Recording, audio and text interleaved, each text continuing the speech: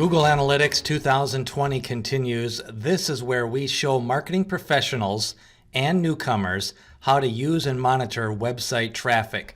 Today we take a look at the 2020 Traffic Source Report. How I use this report is to take a look at the traffic that is being driven right now. As you notice up here, the traffic sources, all of these 18 real-time visitors are being sourced in by one keyword.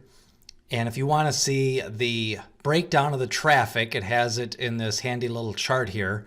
Right now we have 20 visitors online, 35% are direct, organic is 35%. You can see the source down there in the table. If you want to see the specific sources, if you go to the paid traffic report, which is the yellow box, and click on it, it'll show you that the medium is cost per click. That is the only paid advertising on this account right now, and the source is Google. To get rid of that, you go back to the main report, and now you can take a look at your organic traffic, which currently has 5 visitors from Google and 1 visitor from DuckDuckGo.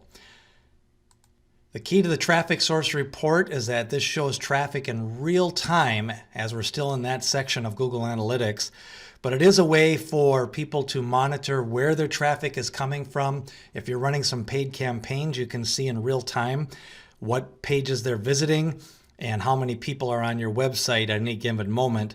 And you can also see your referral traffic. Now this account right now has 5% from referral, and that's from an internal PDF. So that's the source of that internal traffic.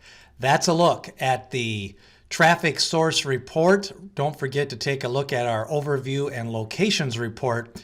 Those videos were posted previously on Google Analytics 2020.